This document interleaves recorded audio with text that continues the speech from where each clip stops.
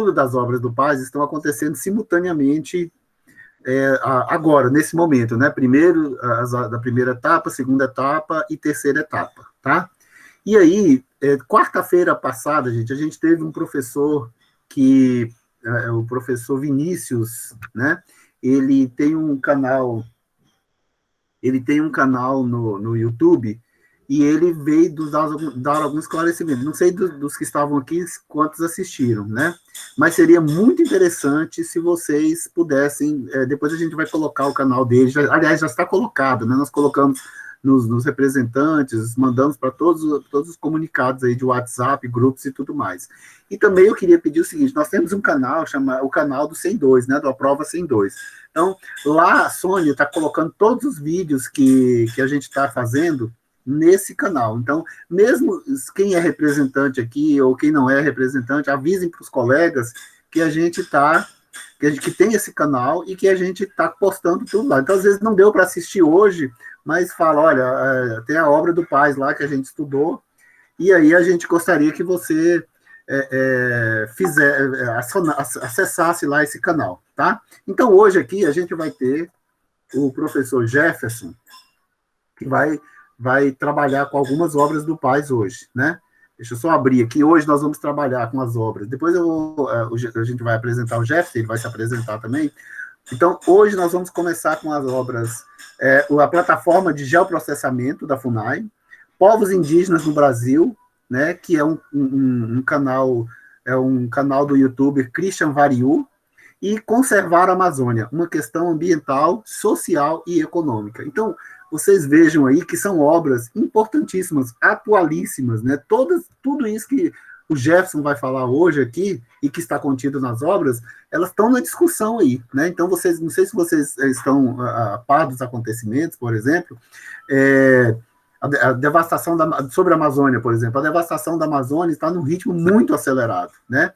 E isso pode prejudicar economicamente o Brasil, porque várias nações estão condicionando a compra de mercadorias do Brasil, como soja, carne, etc., a uma ação do governo para preservar a Amazônia. Então, assim, existem muitos conflitos, muitas versões sobre isso, então é bom que todos nós, né, estejamos a par dessa discussão. E, com certeza, vai cair no Paz, quando ele for realizado, vai cair questões dessas obras, tá? Então, para não me alongar muito, eu queria passar a palavra para o Jefferson. O Jefferson já foi professor da escola, né? Professor de geografia por muitos anos, muito querido por todos os alunos e por todos nós professores. E o Jefferson, eu vou pedir que ele antes de se apresente e comece a falar, tá? Então, boa aula a todos nós. Jefferson, é com você. Valeu, Pedro.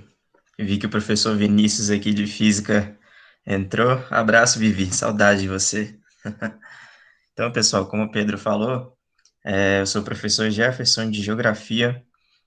Fui professor do 102 aí durante 3 anos, 2017, 18 e 19, e sempre tive um carinho muito grande pela escola e principalmente pelo trabalho que é desenvolvido ali dentro da escola, né? Esse projeto, a Prova 102, é um projeto que eu já participei em outras oportunidades, tanto enquanto professor da escola, quanto depois que eu saí da escola, beleza? Antes de iniciar a nossa aula, eu queria falar para vocês um pouquinho sobre algumas peculiaridades da prova do PAS. Eu acho que a prova do PAS 1 ainda não aconteceu, né, por conta da Covid. Se eu tiver enganado, me perdoem. Mas quem deixa de fazer o PAS 1, ano passado vocês estavam no primeiro ano, né? Então, quem deixa de fazer o PAS 1 pode fazer o PAS 2. Mas quem não faz o PAS 2 não pode fazer o PAS 3. Tudo bem? Então, é muito importante que vocês, especialmente aí, alunos do segundo ano, não deixem de fazer a inscrição no PAS 2, né, e de fazer a prova do PAS 2. Galera, o PAS é a forma mais, digamos assim, fácil para você entrar na UNB. É a prova mais tranquila. Por quê? Pensa comigo. Quando você vai fazer o vestibular tradicional da UNB, você concorre com Brasília inteira, né, porque qualquer pessoa de qualquer idade pode fazer, fora pessoas que vêm de outros estados para fazer a prova aqui no Distrito Federal também. Agora, em relação ao PAS, você só vai concorrer com os alunos que estudam aqui, em sua maioria, né, porque também alguns alunos de outros lugares fazem, mas a minoria. Então, você só vai concorrer com a galera que está estudando no ensino médio ao mesmo tempo que você está estudando também. Então, o nível de concorrência é um nível bem menor do que se você for fazer o vestibular tradicional ou se você for fazer o Enem, né? O Enem, principalmente, o Enem você concorre com o Brasil inteiro, né? Cerca aí de 4, 5 milhões de inscritos. Então, a forma mais fácil, entre aspas, novamente, porque não é fácil também, mas a forma mais fácil de você entrar na Universidade de Brasília é através do programa de avaliação seriada da UNB, tá, galera? Lembrando que, para quem não tem familiaridade com a banca CESP, geralmente eles costumam usar um fator de correção onde uma questão errada anula uma questão certa, tudo bem? Então, às vezes, na hora da prova, você pode esquecer disso, mas é muito importante que você se lembre. Eu me lembro de uma aluna, inclusive a de 102, que uma vez conversou comigo e ela fez a prova inteira. Ela marcou a prova inteira, se eu não me engano, 120 questões. E aí ela estava muito feliz porque ela acertou 60 questões. Só que como ela fez a prova inteira, se ela acertou 60, automaticamente ela errou quantas? 60. Portanto, a nota dela é quanto? Zero. Tudo bem? Então, são pequenas coisas que vocês precisam se atentar. Outra coisinha aqui, rapidamente, só para não me estender nesse assunto de paz, é em relação ao seu tempo. Sempre controle o seu tempo, beleza? Porque se você tem 120 questões, se você perder um minutinho, só um minuto, em cada questão, sabe quanto tempo você já perdeu de prova? 2 horas, 120 minutos, beleza? Lembrando que você ainda tem redação, e outras questões que levam um pouco mais de tempo para serem produzidas, beleza? Agora, sem mais enrolação, eu vou apresentar aqui a minha tela para vocês, só um minutinho.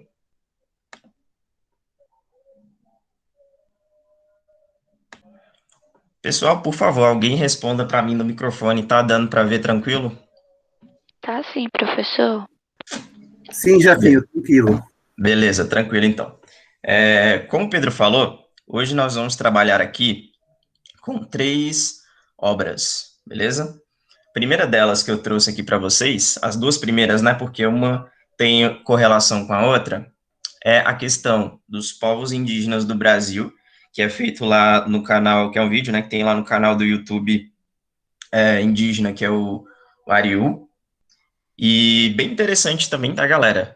Não deixem de assistir esse vídeo. Obviamente, eu não vou trazer o vídeo aqui para vocês, porque esse não é o objetivo, beleza? Nem esse, quanto também nem o vídeo da outra obra que a gente vai analisar. É muito importante que vocês leiam, né, assistam e escutem todas as obras. É extremamente importante. Só mais uma coisinha que eu esqueci de falar. A prova do CESP é uma prova interdisciplinar. Então, de um mesmo texto, né, de um mesmo grupo de questões, você pode ter questões de geografia, de história, de matemática, de física e por aí vai, que é uma prova totalmente interdisciplinar, beleza? Então, pode ser que essas obras aqui que nós vamos avaliar no dia de hoje, você encontre questões relacionadas a outras temáticas, como, por exemplo, as que eu citei, física, química, até mesmo artes, tudo bem? Então, começando por essa obra aí que eu falei para vocês, lá no videozinho do youtuber indígena, uma das primeiras coisas que ele coloca ali no vídeo para a gente ver é a questão da generalização que nós temos em relação aos indígenas. A gente sempre tem aquela visão de que os indígenas são todos iguais, são todos moradores de tribos, falam a mesma língua, usam arco e flecha, mas não é por aí, beleza? Uma das primeiras coisas que ele fala é que o termo índio não é correto. Por que não é correto falar índio?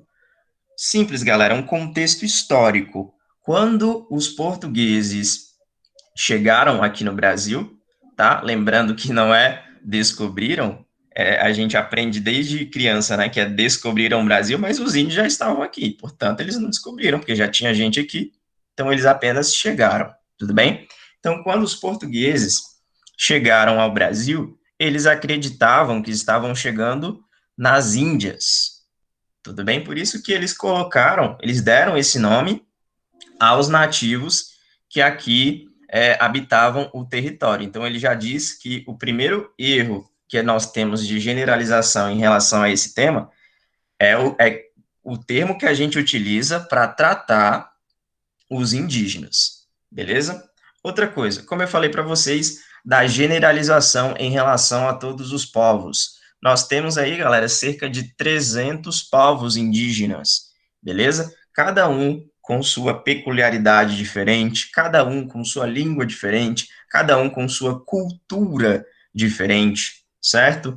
Em alguns povos, é comum você, por exemplo, beijar os mortos, né? Você ficar ali meio que cultuando o cadáver da pessoa querida que morreu. Já em outros povos, né? Você não tem essa cultura, você tem a cultura de queimar o corpo. Então, cada um tem a sua peculiaridade e essa generalização que a gente costuma fazer, ela acaba sendo uma generalização errada, beleza?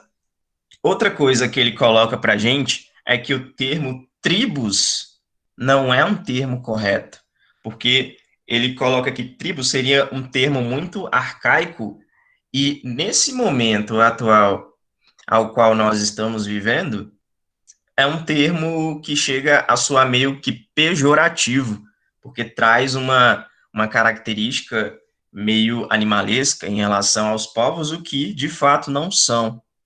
Tudo bem? Então, o correto é a gente falar ou povos indígenas, ou então aldeias, tudo bem? E não tribos, certo? Alguns costumes que a gente tem nos dias de hoje são graças à influência da cultura indígena na nossa cultura, como, por exemplo, tomar banho todos os dias, um alimento, em relação a alimentos também, né? Como, por exemplo, a questão da mandioca, né, que desde sempre eles já cultivavam ali a mandioca. Então, assim, alguns costumes que nós temos na nossa vida atual, elas vêm aí justamente pela influência dos povos indígenas na nossa cultura, beleza? Aí ele também dá alguns exemplos aí de alguns povos que existem no Brasil, Guaranis, Pataxó, Macuxi, Potiguara, Chavante, beleza? E aí eles estão espalhados de norte a sul do Brasil, certo? Já já a gente vai ver a questão do geoprocessamento lá da plataforma da FUNAI, e vocês vão ver que os índios, eles ocupam basicamente o território quase que inteiro.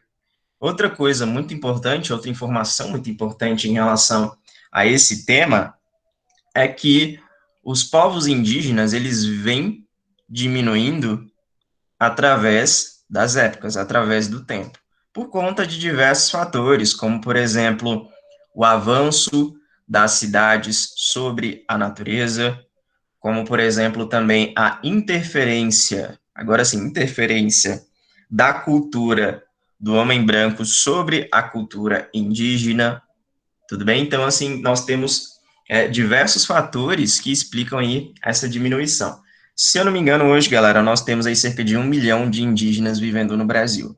Quando os portugueses chegaram aqui, nós tínhamos aí cerca de 7 milhões. Tudo bem? Então, vem diminuindo bastante aí através dos tempos, ok? Próximo slide aqui. A influência da sociedade, no caso a nossa sociedade, né, de homens brancos, na cultura indígena. vejam essas duas imagenzinhas aí, o índio tirando uma selfie ali com o seu celular, aí na outra imagenzinha a gente tem ali, eu falei índio, né? Tá vendo? Até eu me confundo nesse tema. O indígena tirando a foto ali com o seu celular, temos ali também a outra utilizando o computador, utilizando a internet. Então, como eu falei para vocês no slide anterior, a nossa cultura interferiu totalmente na cultura aí de povos indígenas. E aí, às vezes, a gente vê algumas pessoas fazendo o seguinte questionamento: ah, esse índio aí, esse indígena, ele não é indígena de verdade, porque olha lá ele usando o celular, olha lá a outra utilizando o computador. Galera, isso não torna ele menos indígena. A gente tem uma imagem estereotipada de que o índio, ele necessariamente precisa estar ali vivendo na natureza, sem roupas, sem nenhum tipo de tecnologia. Só lembrando que tecnologia não é simplesmente produtos eletrônicos. Um arco e flecha, por exemplo, é tecnologia. Uma cadeira é tecnologia. Então, qualquer criação que seja com o propósito de melhorar a vida da sociedade é tecnologia, beleza? Então, essa afirmação de que indígena é menos indígena porque ele está usando celular, porque ele anda de carro, ou porque ele está usando computador, não é procedente, porque quem foi que interferiu na cultura dele para que hoje ele utilize celular? Fomos nós. Nós que interferimos na cultura dele de todas as formas possíveis. Beleza? Outro ponto aqui é que quando os portugueses chegaram no Brasil, depois de um tempo, né, houve aí uma tentativa de catequização de alguns povos indígenas, certo? Então, foi aí que surgiu aquela expressão, né, de você estar entre a cruz ou a espada, porque ou você se convertia ali ao cristianismo, ou então você seria morto. Era basicamente isso. E se a gente parar para pensar, isso é um ato terrorista. A gente sempre tem a imagem também errônea de que terrorismo é feito unicamente por muçulmanos lá no Oriente Médio, mas não, galera. Terrorismo já é uma coisa que acontecia há muito tempo aqui no nosso mundo. Beleza? Então, essa catequização aí também, né, ou essa tentativa de catequização de alguns povos indígenas também é outro ponto que mostra a nossa interferência na cultura indígena, porque eles já tinham suas religiões, suas crenças, não é? Alguns faziam ali suas oferendas e a gente não deveria interferir. Seria como se o indígena quisesse interferir aí na cultura cristã, não é? E seria uma coisa boa, no caso, para quem é cristão? Não, não seria uma coisa boa, ok? Outra interferência aí, galera, é uma bem atual que nós estamos vivendo no nosso mundo, né? Que é a questão da Covid-19. Então, boa parte dos indígenas, não a maioria, mas boa parte, contraiu a doença, certo? E alguns chegaram até a perder a sua vida aí por conta dessa doença. Aí o questionamento que a gente precisa fazer é o seguinte: será que esse indígena contraiu essa doença onde? Quem foi que levou essa doença para ele? Obviamente, fomos nós, né? Através aí da interferência da nossa cultura. Então, galera, algo que ele deixa muito explícito lá no vídeo dele é a questão da gente valorizar a cultura indígena, porque uma das bases da nossa cultura é a cultura indígena, tudo bem? E às vezes ela não tem a valorização da forma que é necessária. Como, por exemplo, abordagem nas escolas. Nas escolas que eu falo são escolas ali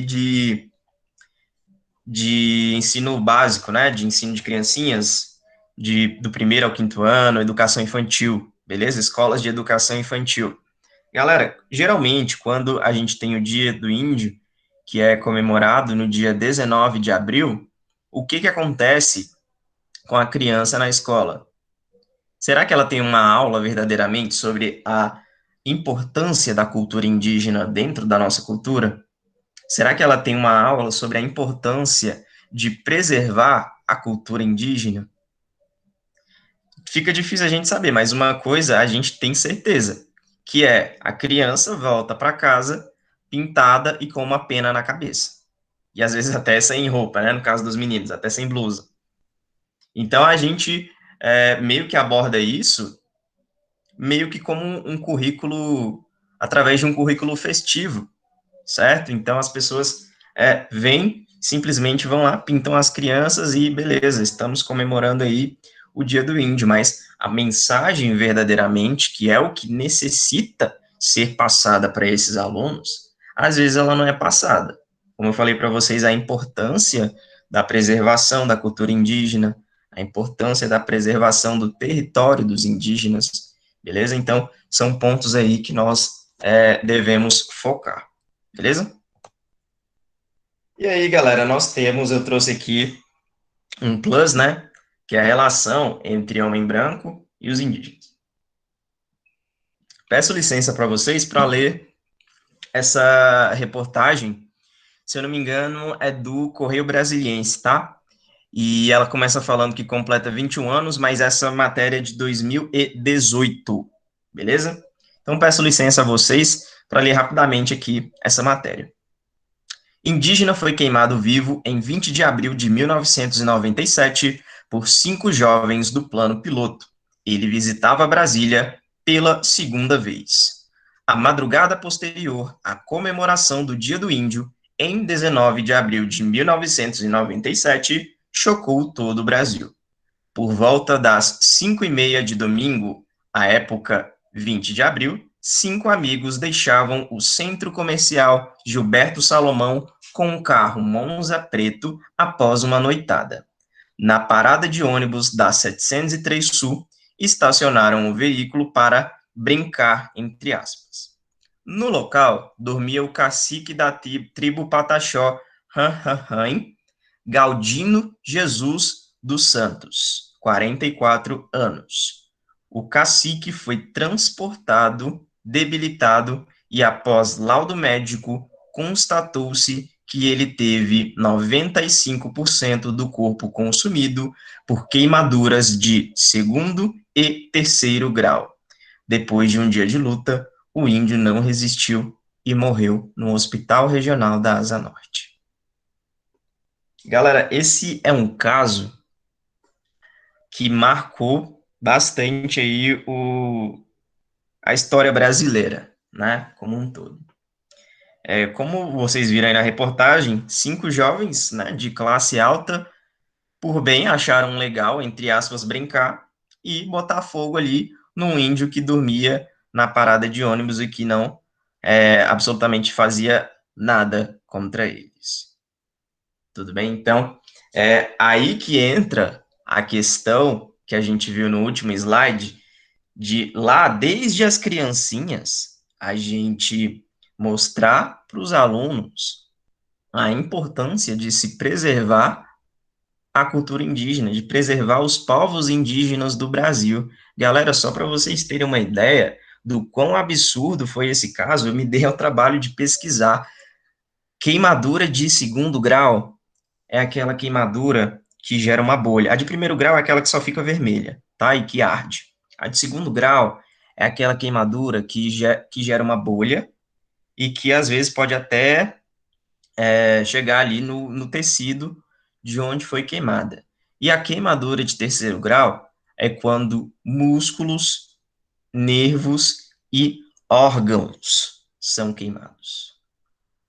Órgãos queimados. Então imagina, ter um estômago queimado, um rim queimado, é uma coisa bem difícil de pensar em alguém fazer contra outra pessoa que estava ali sem absolutamente lhe fazer nenhuma provocação, beleza? Só mais um adendo aí sobre esse caso, se eu não me engano, salvo engano, tá? Posso estar errado. Mas um dos autores desse crime, mesmo condenado, hoje ele é policial civil. Policial civil, tá? Então, a gente vê que, infelizmente, às vezes a nossa justiça não acontece da forma que iria, especialmente nesse caso aí, onde é uma barbárie, né? Uma coisa sem justificativa nenhuma e que jamais deveria ter acontecido e que torcemos para que jamais aconteça novamente. Beleza? Então, galera, sintetizando aqui, né, o resumo da obra, nós temos aí lá no vídeo, né, a importância da gente preservar a cultura indígena, porque ela está totalmente ligada à nossa cultura também, e principalmente preservar o território dos indígenas, porque se eles não tiverem território, eles vão acabar não existindo mais. Não existindo mais. Lembrando, galera, que desde 2019, os indígenas, eles vêm perdendo cada vez mais ali parte das suas terras, especialmente para o garimpo, né, e tudo isso autorizado pelo Ministério do Meio Ambiente, e também ali para a questão do desmatamento. Tudo isso também é autorizado, ou quem sabe ali fazendo uma vista grossa, né, ali do Ministério do Meio Ambiente. Então, infelizmente, as notícias atuais que nós temos sobre essa demanda dos povos indígenas, elas não são boas, porque cada vez mais, especialmente a partir de 2019, eles vêm perdendo aí o seu território e, consequentemente, seu povo também. Beleza? Pessoal, no final nós vamos fazer algumas poucas questões de certo ou errado sobre esse tema, de que forma isso pode cair na prova do CESP para vocês, beleza? E aqui na plataforma, temos a plataforma de geoprocessamento da FUNAI. Galera, só dando um conceito aqui para vocês, o que vem a ser o geoprocessamento? Nada mais é do que o processamento de informações geográficas, beleza? Então, com certeza, esse é um tema que pode cair ali na parte de geografia, né? Perguntando o que vem a ser o geoprocessamento, às vezes até mesmo perguntando o que vem a ser o GPS, ok? Para quem não sabe, o GPS ele significa Sistema de Posicionamento Global. E por que é GPS? E por que começa com G, né? E não com S? Porque, obviamente, está escrito em inglês, beleza? Mas saiba aí que GPS é o Sistema de Posicionamento Global.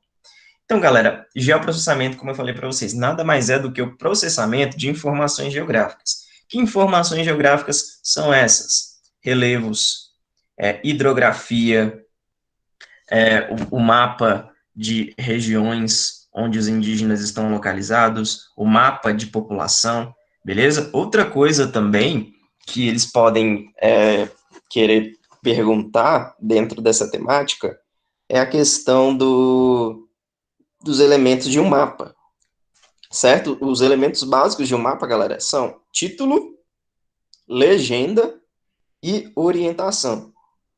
Orientação, no caso, é uma rosa dos ventos. Aqui na imagem, eu acho que não tá dando para ver, mas é a legenda mostrando, apontando para onde é geralmente o norte, né? Para você meio que se localizar de onde o mapa é.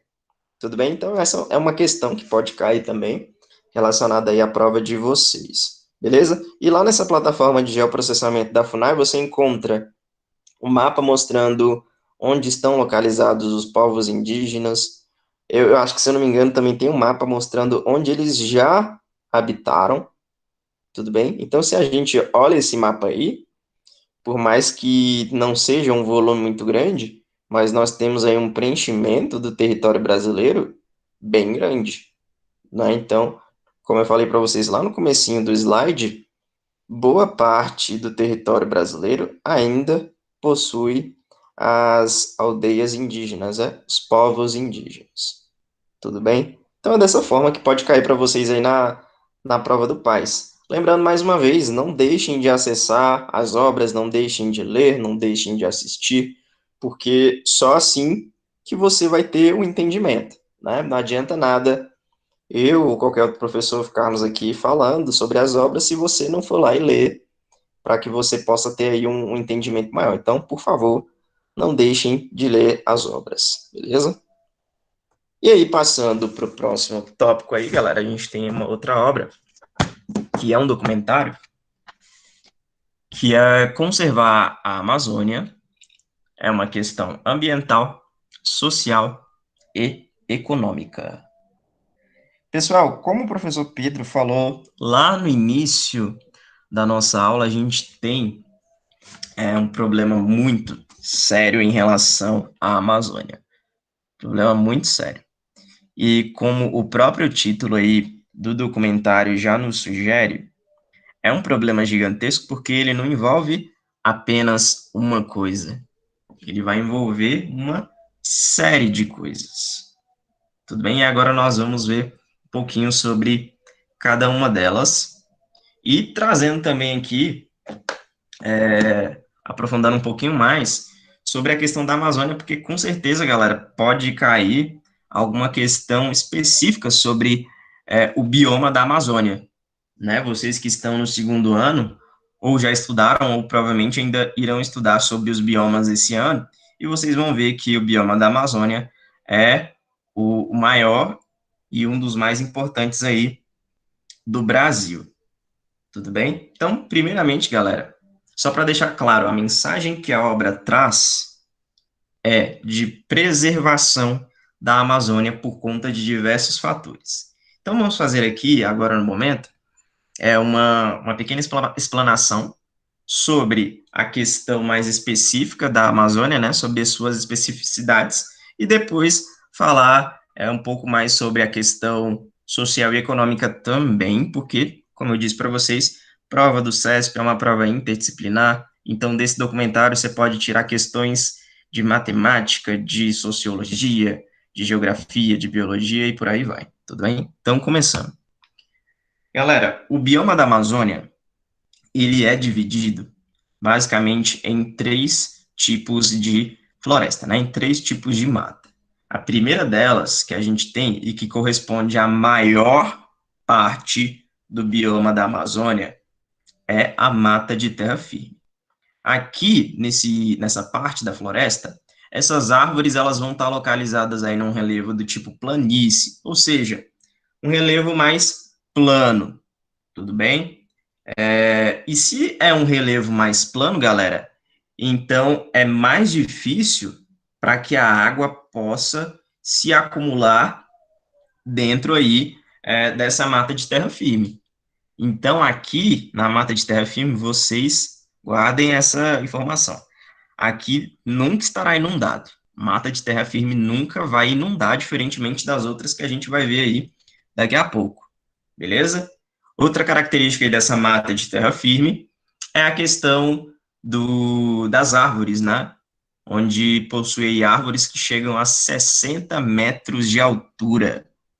Então, são árvores bem grandes, com bastante folha, certo? Quando a gente procura, né, no Google uma imagem da Amazônia, geralmente, uma das primeiras que aparecem são fotos de mata de terra firme, porque corresponde à maior parte do bioma, como, por exemplo, essa imagenzinha aí que está à esquerda aí para vocês.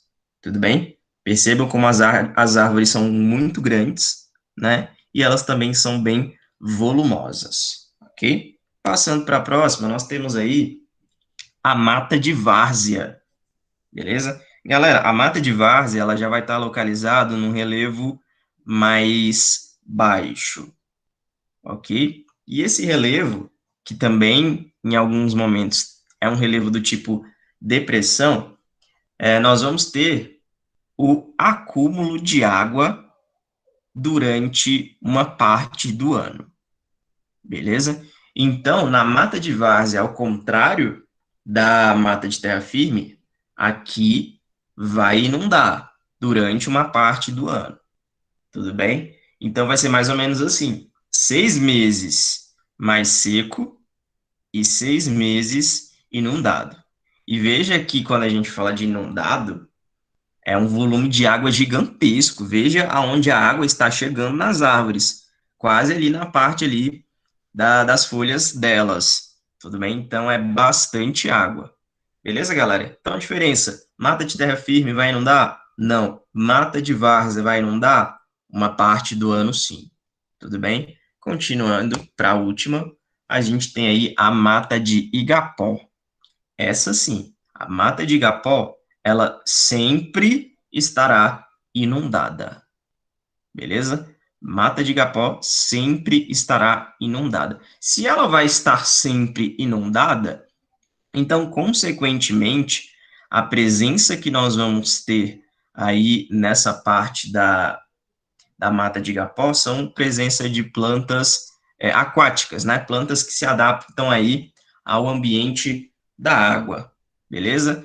Galera, é muito importante que vocês guardem essa questão das matas, porque geralmente, quando caem questões em relação à Amazônia, não é raro, não é difícil que o CESP cobre questões pedindo a diferenciação, ou então tentando te confundir em relação aos tipos de mata, beleza? Então, já vi questão falando, mata de terra firme,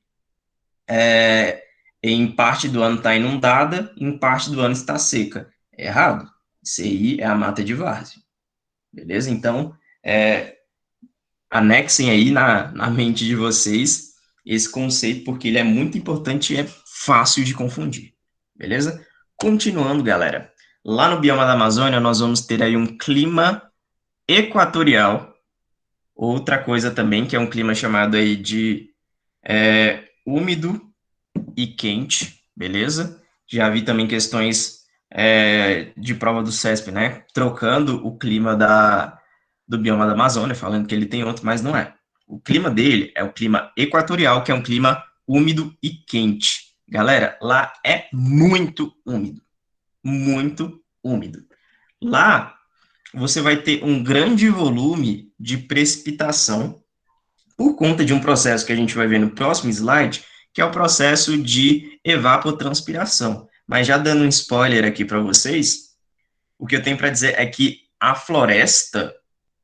própria floresta cria chuva, beleza? A própria floresta cria chuva, certo? E ao mesmo tempo em que ela também recebe muito calor, porque se a gente olha o globo terrestre, acredito que vocês devam saber, a Terra ela não é retinha, né? Ela é inclinada. Ela tem uma inclinação aí, se eu não me engano, de 30 graus, certo? Então, as regiões que estão ali mais próximas à linha do Equador, consequentemente, elas vão receber mais radiação solar e, consequentemente, vão receber mais calor também. Tudo bem? Aí acontece o processo que é esse que eu vou falar para vocês agora no slide, que é a questão da evapotranspiração. Galera, o que vem a ser a evapotranspiração? Pensa comigo, quando você está lá fazendo um esporte, ou sei lá, quando você está em um lugar muito quente, o que acontece com o seu corpo? Ele não começa a suar? Sim, ele começa a suar, tudo bem? Então, com a planta, acontece a mesma coisa ali no bioma da Amazônia, certo? As plantas presentes ali, elas fazem esse processo. Como eu acabei de falar para vocês, lá você tem um índice de radiação solar muito grande, muito alto, muito elevado, portanto, faz muito calor.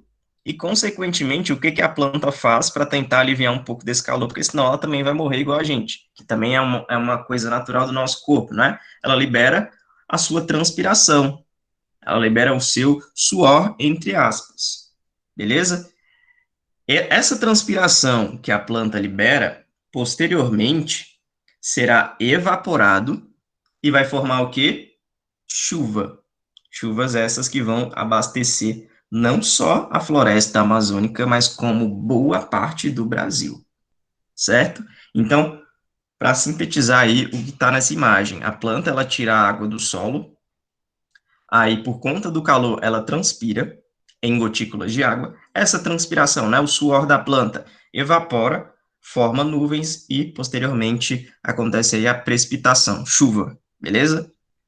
Não sei se vocês sabem também, mas geralmente nas provas os examinadores gostam de usar a palavra precipitação em vez de chuva, mas saiba que precipitação é chuva, tudo bem?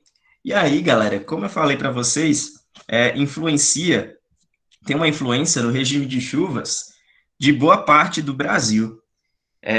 Não sei se vocês lembram, talvez lembrem, talvez não, mas em 2014, São Paulo passou por um período de seca muito grande, período de estiagem muito grande, certo? E por que que isso estava acontecendo? Eu falei para vocês que a floresta cria chuva, e essa chuva aí, ela é enviada, entre aspas, aí, para boa parte do Brasil, certo? Inclusive ali a nossa região sudeste. Pensa comigo, com o avanço do desmatamento na Amazônia, você concorda que, consequentemente, a floresta vai criar menos chuva? É uma coisa lógica. Se a floresta que cria chuva e eu tenho menos floresta, consequentemente terei menos o quê? Menos chuva, menos água. E a treta lá foi tão séria que aqui no DF, né, a gente também passou por um racionamento. Se eu não me engano, a gente tinha uma vez por semana. Lá eles tinham 3 vezes por semana. Tudo bem? Até porque o estado de São Paulo é infinitamente maior do que o Distrito Federal, mas foi um período bem difícil. E alguns pesquisadores afirmaram que a culpa, né, desse período de estiagem ali na região sudeste era justamente por conta do avanço do desmatamento na Amazônia. Tudo bem? Então, por mais que a gente pense, ah, não, é só derrubar uma árvore aqui, não vai acontecer nada. Galera, infelizmente acontece. O mundo, né, o ecossistema, ele funciona em harmonia. Então, eu preciso de uma coisa para que aconteça a outra, como, por exemplo, a planta precisa da chuva para que ela cresça.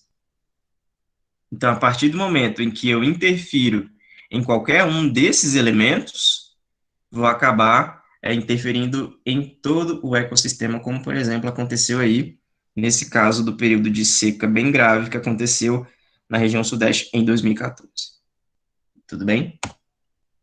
E aí, antes de entrar na questão do desmatamento, a gente também precisa falar sobre a questão da Amazônia Legal, certo? Galera, outra coisa que vocês podem se confundir, assim, de forma bem fácil, tá? Amazônia Legal e bioma da Amazônia não são a mesma coisa, tá? Lembrando que a floresta amazônica, ela não é exclusiva do Brasil. Tá vendo esses países aí do lado? Ela adentra a fronteira desses países aí. Tudo bem? Então, não são a mesma coisa. Então, professor, o que, que vem a ser a Amazônia Legal? Galera, a Amazônia Legal é uma região que foi criada aí pelo governo federal na década de 2001 a 2010, não lembro exatamente o ano, mas foi nessa década, onde o objetivo desse programa, né, era você criar um desenvolvimento geral para toda essa galera aí que possui o bioma da Amazônia também, e alguns nem possuem totalmente o bioma da Amazônia, tá? Como o caso do Mato Grosso ali, você também tem ali uma parte do Pantanal, o Tocantins também tem uma parte do Cerrado, beleza? Então, essa Amazônia Legal, esse projeto Amazônia Legal, ele foi criado justamente para que pudesse desenvolver, tanto economicamente como socialmente, toda essa galera aí. E, de certa forma, até deu certo, galera. Se você procurar na sua casa, especialmente em relação a eletrônicos, é bem provável que você ache algum produto que tenha sido produzido em Manaus, né, no estado do Amazonas. Tudo bem? Então, obviamente que não deu 100% certo, né, essa questão do desenvolvimento dos estados, mas é algo que ainda vem avançando aí com o passar do tempo, beleza? E aí a gente entra na questão do desmatamento, né, que é uma questão muito séria, um problema muito sério que vem acontecendo. Eu trouxe para vocês aí uma notícia do mês passado, E também temos aí um gráfico, tá? Então, olha só. Desmatamento na Amazônia tem o pior mês desde abril de 2016, aponta o INPE. Galera, o desmatamento da Amazônia só de 2018 para 2019, ele havia crescido mais de 280%. Mais de 280%. Em março, se eu não me engano, nós tivemos o pior índice de desmatamento na Amazônia desde 2007. Tudo bem? Então, isso mostra que o desmatamento, infelizmente, ele vem aumentando bastante. Ele vem aumentando bastante. E aí você me pergunta, professor, mas por que a galera gosta de desmatar? É simplesmente porque gosta de derrubar a árvore para fazer lápis da Faber-Castell? Não só, não também, mas não só isso. Galera, nós temos no mundo hoje uma população de quase 8 bilhões de habitantes, certo? Pensa comigo, quanto mais gente eu tenho no mundo, consequentemente, minha demanda por produtos, por água, por comida, ela será maior, certo? Quanto mais gente eu tenho no mundo, maior vai ser minha demanda por produtos. E, consequentemente, maior será a minha degradação ambiental. Porque pensa comigo, se a indústria tem uma demanda maior, ela vai produzir mais ou menos? Ela vai produzir mais. E, consequentemente, ela produzindo mais, ela vai degradar o meio ambiente mais ou menos? Ela vai degradar mais o meio ambiente. Tudo bem?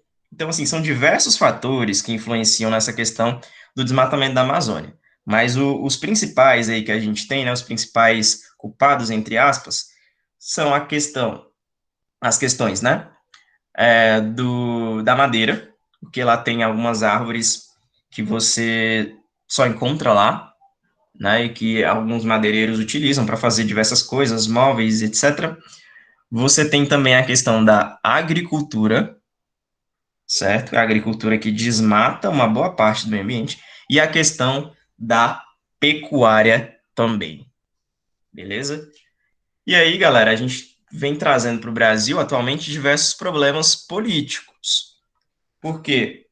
O mundo está vendo que o Brasil, atualmente, ele está 100% nem aí para a Amazônia. Pode desmatar que eu vou continuar fingindo que não estou vendo, certo? Só que o resto do mundo tá vendo, tá observando. Porque por mais que a Amazônia esteja localizada no Brasil, a sua maior parte, ela tem um papel fundamental no mundo. Tudo bem? Então não é um problema exclusivo brasileiro.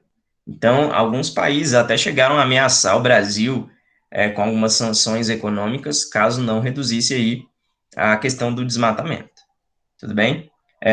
Umas 2 semanas atrás, a gente teve a Conferência do Clima, que foi proposta aí pelo presidente americano Joe Biden, onde ele convocou os chefes dos estados, né, dos países, justamente para expressar essa preocupação com a questão do aumento do aquecimento global no mundo. E também tivemos aí a fala do presidente do Brasil, se comprometendo aí a diminuir o desmatamento, né? Vamos ver se na prática isso vai acontecer de fato. E aí, como eu falei para vocês, consequências, já estou quase acabando, tá? Nós temos diversas consequências pelo desmatamento. Falei para vocês da questão da água, não só da água, né, galera? Mas quando eu desmato, eu estou perdendo vegetação, eu estou perdendo animais, eu estou perdendo todo um ecossistema. Não é simplesmente eu estou indo lá e derrubando uma árvore, ok? E uma dessas consequências é a questão do aquecimento global. Professor, o que aquecimento global tem a ver com desmatamento na Amazônia? Pessoal, o aquecimento global, ele nada mais é do que a intensificação do efeito estufa, beleza? O efeito estufa, ele funciona basicamente igual uma estufa de plantas. Vocês já viram aquela casinha de vidro onde as plantas ficam? Aqui na Terra, a gente também tem uma camada que nos protege de radiação e outras coisas, que é chamada de atmosfera. Tudo bem? Então, o que acontece? O calor chega na Terra, ele reflete na superfície dela, e ele fica preso dentro da atmosfera, ele não volta para o espaço, não totalmente. beleza? E quanto mais a gente intensifica esse efeito, consequentemente, mais aumenta a temperatura da Terra. Então, veja só, nós temos aí 4 gases principais do efeito estufa, que é o dióxido de carbono, CO2, que ele vem aí basicamente através da queima de combustíveis fósseis, como carvão, petróleo, tudo bem? E só lembrando aqui, tá? Porque uma vez me perguntaram isso, o carvão que você usa para fazer o seu churrasco não é esse carvão que a gente está falando, não, tá? É um carvão mineral, é outro tipo de carvão. O carvão que você usa para fazer o churrasco é um carvão vegetal, ok? Outro gás que a gente tem é o gás metano, que ele vem através da decomposição de matéria orgânica e de outra coisinha também que veremos no próximo slide. E nós temos também aí o óxido nitroso, que ele é emitido aí por diversos processos agrícolas, certo? E também aí por algumas bactérias que vivem no oceano. Tem um outro gás que eu esqueci de botar aqui, que é o CFC, que ele é um gás refrigerante. Professor, então quer dizer que é o gás que vem no meu refrigerante, eu estou bebendo CFC? Claro que não, para de loucura. O gás que vem no seu refrigerante é um gás totalmente diferente. Quando eu digo gás refrigerante, significa que é um gás que refrigera, ok? Ou seja, é um gás que está presente no seu ar-condicionado, está presente na sua geladeira, está presente no seu desodorante aerosol que você deveria passar todos os dias, tudo bem? Inclusive, se você parar para pensar, quando você pega uma latinha de alumínio, né, de desodorante, você encosta nela, você vai ver que ela sempre vai estar gelada. E ela sempre vai estar gelada justamente por ter aí a presença do CFC, beleza? E aí, galera, como eu falei para vocês, em relação ao gás metano, a gente tem um problema muito sério no Brasil, que é esse aí que vocês estão vendo, que é o pum da vaca. Nossa, professor, eu não acredito que o pum da vaca tá matando o meio ambiente. Galera, quando a vaca libera os seus gases, ela libera um gás chamado gás metano. E como vocês viram anteriormente, o gás metano é um dos gases que propicia o efeito estufa. Só para vocês terem uma ideia, a população de gado no Brasil, ela é maior do que a população de gente. Ela é maior do que a população de pessoas. Se eu não me engano, a população de frango, né, de galinha também está quase ultrapassando. E isso gera um problema muito sério. Se eu não me engano, o Brasil tem aí 210 milhões de habitantes e a população de gado, salvo engano, passa dos 300. Ou seja, é gado demais vivendo no Brasil. Agora imagine esse tanto de gado soltando pum todos os dias. É um problema muito sério, né? Vai poluir bastante o meio ambiente. Outra questão também, só fazendo observação em relação a essa questão do gado. Galera, um gado, né, uma vaca, bebe cerca de 20 litros de água por dia. Certo? 20 litros de água por dia. Se eu não me engano, para você produzir 1 quilo de carne, você gasta mais de 500 litros de água para produzir 1 quilo de carne. Então é um problema muito sério, beleza? Então, galera, pensa comigo, quanto mais eu intensifico o efeito estufa, mais a Terra se aquece. E onde entra a Amazônia nisso? Galera, as florestas, elas têm um papel de prender alguns desses gases do efeito estufa, principalmente a questão aí do CO2, que é o dióxido de carbono, certo? Então ela aprisiona esse gás. E aí, se a gente desmata, se a gente tira a cobertura ali florestal, consequentemente, a gente vai ter esse papel feito aí pelas plantas acontecendo em menor escala, ou seja, dando mais gases aí na atmosfera para que intensifique o efeito estufa e gere o aquecimento global. Então tem tudo a ver desmatamento com aquecimento global, que é algo que pode cair na sua prova também, ok? Para finalizar, galera, eu trouxe algumas questões aqui, bem rapidinho, só para a gente treinar, beleza? Tanto dessa questão da Amazônia, quanto da questão do youtuber indígena, ok? A primeira delas, a Amazônia legal é uma área definida politicamente com base em análises estruturais e conjunturais, com o intuito de planejar o desenvolvimento social e econômico da região amazônica. Galera, essa questão está correta, beleza? A Amazônia Legal, ela é exatamente isso aí. Uma área criada com o objetivo de desenvolver toda aquela galera ali abrangida pela região ali da Amazônia, beleza? Nas matas de terra firme A vegetação fica parte do ano coberta pela água devido ao regime de cheias dos rios. Questão está errada, não é? Galera, como eu falei para vocês lá no comecinho da explanação da Amazônia, é aí que ele tenta te pegar. Mata de terra firme, a gente viu que é onde não alaga, beleza? Não vai inundar, não vai ficar coberta de água, tudo bem? Qual é a mata que vai ficar desse jeito aí que a questão está apontando? Mata de várzea, beleza? Segunda, as matas de terra firme ocupam cerca de 90% da população, da porção brasileira da Amazônia. Lá estão as maiores árvores, muitas chegando a mais de 60 metros de altura. Correto, totalmente correto. Como eu falei para vocês, a maior parte do bioma da Amazônia é composto pela mata de terra firme, beleza? Embaixo. Na Amazônia, as soluções encontradas para as áreas desmatadas, muitas resultado do insucesso do cultivo agrícola, foram o reflorestamento e a reutilização para a formação de pastagens para o gado. Galera, essa questão está errada por quê? Está dizendo que foi uma solução encontrada. É uma solução de fato? Seria uma solução de fato. Mas na prática é utilizado? Não é utilizado. Beleza? Portanto, questão errada, ok? O clima da Amazônia é conhecido como tropical. Aí a gente acaba confundindo porque a gente sempre pensa no Brasil, né, como o país tropical, abençoado por Deus, mas em relação a clima, você para de loucura porque não tem nada a ver, tá? O clima da Amazônia, ele é um clima equatorial, beleza? Lembra, galera, a Amazônia tá lá do ladinho da linha do Equador, tá? Não se esqueça disso. A Amazônia brasileira é mundialmente conhecida, seja pela dimensão, seja pela extraordinária quantidade de água e de espécies que abriga, ou ainda por sua importância nos processos climáticos globais. Questão completamente correta, beleza? Vamos valorizar aí a floresta amazônica tão importante para a gente. Só lembrando, galera, que você preservar o meio ambiente não é por algo estético, né? Ai, que lindo um lugar com natureza, não. Pessoal, ter um meio ambiente saudável interfere completamente na sua qualidade de vida, ok? Vista por muitos como patrimônio natural da humanidade, a floresta amazônica é partilhada por diversos países sul-americanos, mas a maior parte dela pertence ao Brasil. Correto? Falei para vocês, agora em Amazônia, ela ultrapassa fronteiras do Brasil, mas a grande maioria dela está localizada no território brasileiro, beleza? E agora sobre o youtuber indígena, 5 questõezinhas aqui rapidinho.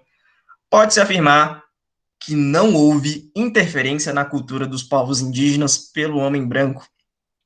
Preciso nem falar para vocês, né? Questão completamente errada. A gente viu que houve diversas interferências, sim, do homem branco na cultura indígena, como, por exemplo, a questão lá de tecnologia, celular, carro e etc., beleza?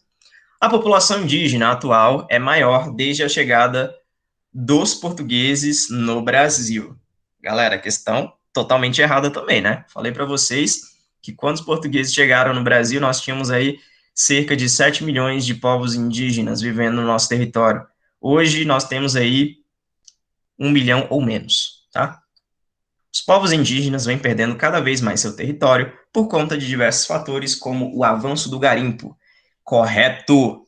Galera, não só pelo avanço do garimpo, mas também pelo desmatamento e, infelizmente, tudo isso com o aval do Ministério do Meio Ambiente. Embaixo, na plataforma de geoprocessamento da FUNAI, é possível acessar diversos dados, como a localização dos povos indígenas do Brasil. Correto, galera? Bem correto. A gente viu que lá na plataforma da FUNAI você consegue acessar aí diversos tipos de mapas, beleza? E por último, o avanço do desmatamento beneficia os povos indígenas, tendo em vista que eles recebem dinheiro em troca das suas terras. Ai, dá até vontade de rir, né? Porque absolutamente errado, né, galera? Pelo amor de Deus. Eles não recebem nada em troca. No máximo que eles recebem é truculência, é violência, é doença. Tudo bem? E é isso aí, galera. Se alguém tiver alguma dúvida aí, fico feliz em tirar.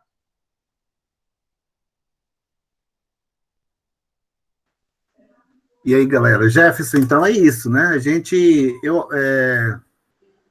Josi está acompanhando? É Josi que está aí? É Josi que está com Sim, muita sou eu. Estamos aqui. Pessoal, Aprendi muito hoje, viu, Jefferson? Itz Maria. Aí é todo mundo se revendo, né? Então, pessoal, depois dessa exposição do Jefferson, agora a gente tem as perguntas, né? Se algum aluno, alguém tiver interessado em fazer alguma pergunta ou algum comentário, né? Se quiser fazer um comentário, abra o chat. Se quiser fazer uma pergunta, abra o chat, não, desculpa, abra a câmera e faça uma pergunta, ou pode fazer isso com a câmera fechada mesmo, né? Ou então coloque aí no chat alguma pergunta que a gente vai ler. O Jefinho está acompanhando no chat também, para a gente dialogar com o Jefferson todas essas questões que ele colocou. Como eu disse, né, que são questões muito atuais. Né? O Gabriel Henrique colocou que é o professor, né, que Gabriel dialogou demais com a biologia. Né? Então, assim, a gente sempre fala que a geografia ela dialoga bastante, por causa dos biomas tem uma relação aí boa com a biologia, né? Com história também. Mas nesses assuntos aqui, ela está dialogando muito com a biologia, né? E com a história, de certo sentido, né?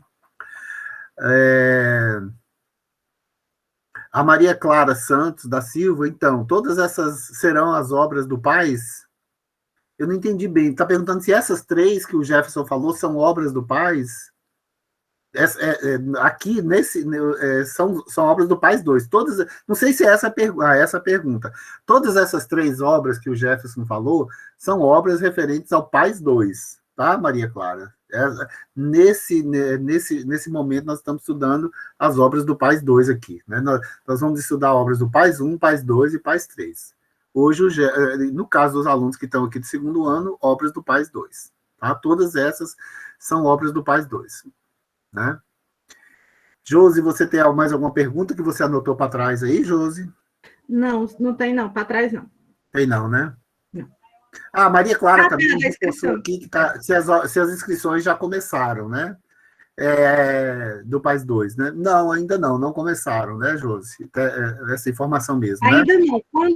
Quando começar, a gente vai divulgar nos grupos de representantes para repassar para os grupos das turmas e também no grupo do Aprova 102, tá bom? E no site, no Instagram e no Facebook, tá bom? Uhum. Sobre a inscrição, Maria Clara e demais alunos que estão aí, é o seguinte, a gente a gente queria fazer isso ano passado, em função da pandemia não vai dar certo, eu espero que porque a inscrição sempre é no segundo semestre. Se até lá, né, a gente já tiver com o presencial, a gente está nessa nebulosa aí, a gente não sabe o que está acontecendo, nós vamos organizar a escola está com computadores computadores bons no laboratório de informática, né? E aí a gente vai organizar a inscrição do Paes para ajudar. Muitos alunos têm muita dificuldade, é uma dificuldade muito grande dos alunos para fazerem a inscrição. Então a gente vai ajudar, nós vamos organizar o laboratório de informática para o aluno, aqueles que quiserem, evidentemente, fazer a inscrição lá no laboratório de informática, né? E se tiver também fora da pandemia, se ainda estivermos em aula remota, a gente também pode organizar uma escala, né, para a gente vai tentar ver isso. Tudo isso a gente vai ver na direção e coordenação da escola, para ajudar vocês, porque nosso objetivo é o nosso objetivo é que todos os alunos se inscrevam no Paes, né, mas o maior número possível de alunos se inscrevam no Paes, né. Eu queria fazer uma pergunta para o Jefferson. Jefferson, não sei se tu vai cair, porque eu sou professor de sociologia, Jefferson, e assim, sempre os alunos falam, né, que os indígenas, né, a quantidade indígena no Brasil está diminuindo, né? Esse bilhete é verdade, Jefinho? É verdade esse bilhete, Pedro. Infelizmente está diminuindo sim, especialmente pela questão do desmatamento, né? Porque eles vêm cada vez perdendo mais território, e aí às vezes acontece também de algumas pessoas, né, das aldeias abandonarem, entre aspas, assim, a cultura e virem para as cidades, mas o principal fator é justamente essa questão aí do desmatamento, do avanço do garimpo, onde eles vêm perdendo cada vez mais território, e infelizmente território é a essência do povo, né? Só para fazer uma adendo aqui, a gente tem no mundo aí, não sei se vocês já ouviram falar, a questão do povo curdo. O povo curdo é o maior povo sem território do mundo, certo? Então, eles vivem ali em parte da Turquia, parte do Iraque, parte do Irã, né? E é o maior povo sem território do mundo. E é como se fossem os brasileiros sem o Brasil. E até hoje eles estão aí lutando para formar o seu país, mas eles também vêm diminuindo justamente pela falta aí do território. Certo. E muito bem, Jefferson, é isso aí. E também, assim, a questão do massacre, né? Assim, vários povos, várias notícias. Se você abre o jornal, abre os sites aí, você vê, todo dia tem uma notícia de um massacre do povo indígena, ou assassinato de uma liderança indígena, né? Por quê? Porque o garimpo ilegal e o garimpo, a plantação de soja, né, a criação de gado, que o Jefferson falou aí, vai invadindo esses territórios, e aqueles que resistem, né, e são assassinados, né? São assassinados sem dó e sem piedade. E aí você imagina, são assassinados lá no meio da Amazônia, às vezes num lugar que a gente não tem contato. Quantos são assassinados e a gente nem fica sabendo, né? Nem aparece aí, né? Depois de dias, muitas vezes, que aparece na mídia, né? Então, é importante que todos saibam que a gente considera um genocídio do povo indígena, né? Os professores de sociologia, a ciência da sociologia considera isso um genocídio, né? Porque acabou mesmo, né? Assim, o Jefferson colocou, eram 7 milhões, agora são menos de 1 milhão de habitantes, né? Infelizmente. Então, Jefferson, não há mais perguntas. Você gostaria de falar alguma coisa mais no final, Jefferson? Josi também? E alguma outra pessoa para a gente encerrar a nossa aula de hoje?